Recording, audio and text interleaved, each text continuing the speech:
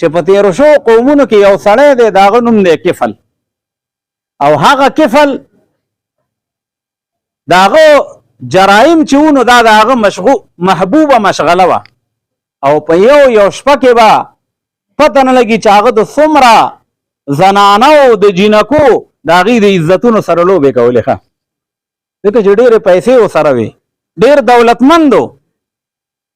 نو دا دولت دا د انسان دپاره دا د هلاکت ذریعه وګرځي. نو ډېر زیات په دغه جرایمو کې مشغوله دی او بس دغه د هغه دنیا وخه. یو ورځ چېرته یو جینۍ راغلې ده، یو زنانه راغلې ده، او د ده نه دا خبره وغوښته چې یاره زه ډېره زیاته بېوسه یم او بېکوره یم او څوک مې نشته، او د خپلو ضروریاتو د جامې او د پیزار او د خوراک هغې ته مجبوره یم. ښه نو تا خو الله تعالی ډېر مال درکړی دی، که ما سره دې لږ تعاون وکړو. نو زه ورته ویې زما مزاج خو تا ته معلوم دی، نو زما خوی خصلت خو تا ته معلوم دی، ټولې دنیا او کلي ته معلوم دی. ښه چې زه خو دقه شان سړی یم او بس خپل عزت به دې ما ته حواله کوې، نعوذ بالله د زنا مطالبه یې ترې وکړه. او پیسې چې څونه وای نو بل زه درکم. ښه هغه وخت سره په 60 دینار باندې خبره وشوه، خو چې کله دوی دا حرکت ته اراده وکړه او هغې ته عزم وکړو، نو حدیث مبارکو کې راځي د دې پیغلې او د دې جنۍ د سترګو نه اوښکې روانې شوې. ښه نو چې اوښکې ته روانې شوې نو ده پې اواز وکړو، غږ یې پې وکړو چې و جنۍ ما خو نه مجبوره کړې، نه مې پریشرایز کړې، خو بس ته راغلی وې او ما درته ووي چې دا زما مزاج دی او بس تا وې ټیک ده. هغې ورته وې صحیح ده، خو خبره دا ده چې الله رب العالمین ګواه دی ښه چې زما نه په دې خپل ژوند او په دې خپله زندګۍ کې داسې خراب حرکت نه دی شوی. ښه الله دې مونږ او تاسو ټولو د دغې خرابو حرکتونو نه بچ وساتي. ښه زما نه په خپل ژوند کې داسې حرکت نه دی شوی، خو مجبوري بده بلا ده. ښه خلک وي مجبوري کا نام شکریه، چې دې وخت کې زما هېڅ لار نه وه، نو ما ستا نه صرف امداد وغوښته او تا راته دغه شرایط کېښودل. ښه نو بس زه مجبوره شوم، خو ګوره دا حرکت دا ما چېرته په زندګۍ کې کړی نه دی او نه مې خوښ دی. بس الله رب العالمین چې کله انسان ته هغه د توبې توفیق ورکوي، الله تعالی ورله د هغې اسباب مهیا کړي. ښه نو دا سړی خو بنده دا ښځه خو مجبوره ده او هغه دی د هغې د سترګو نه اوښکې روانې دي. ښه دا کار یې بیا هم خوښ نه دی، او ته ستا خو هېڅ مجبوري نشته، ستا خو هېڅ ضرورتونه نشته، تا سره خو مال بسیار دی، وسایل ډیر دي، او ته بیا هم خپل هغه الله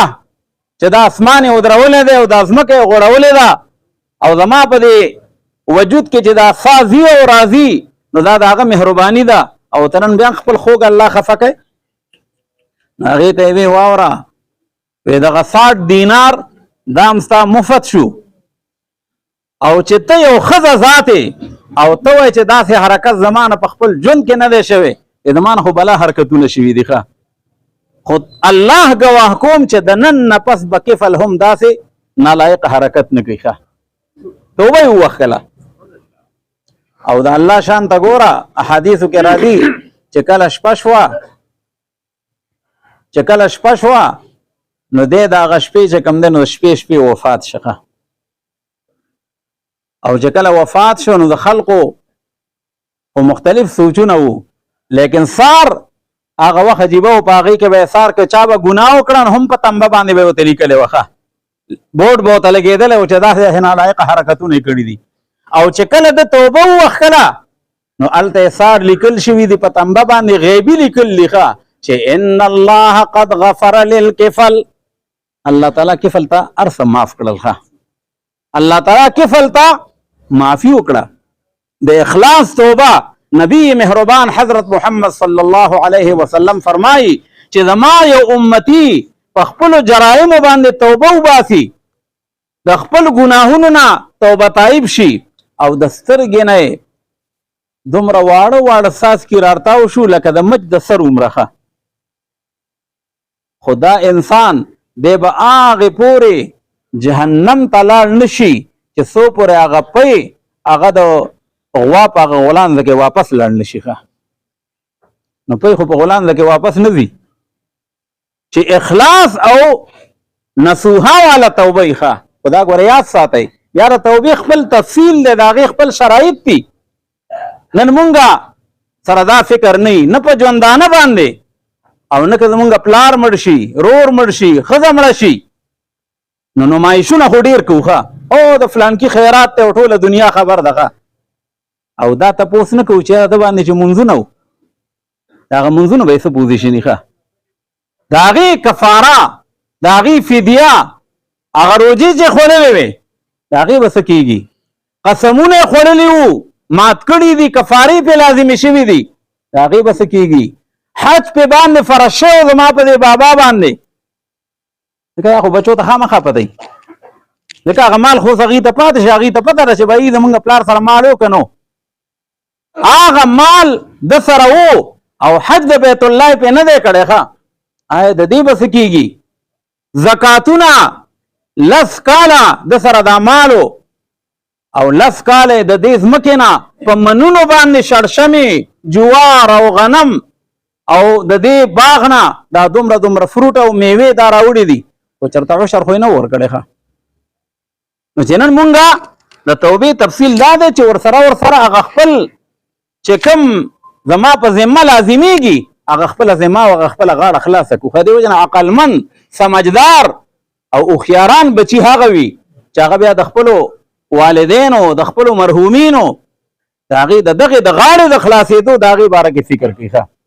ځکه دا تپوسونه به کېږي دا حساب کتاب به کېږي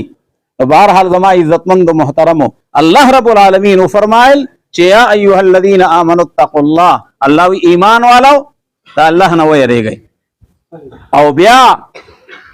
یو انسان د دا سوچ او دا فکر دی وکړي چې آیا ما د سبا د دې سفر دپاره څومره تیاری کړی دی الله رب العالمین دې مونږ تاسو ټولو ته د دغې تیاري د هغې توفیق نصیب وګرځوي او الله رب العالمین دې زمونږ او ستاسو ټول انفرادي اجتماعي چې څومره جرایم دي ګناهونه دي غلطۍ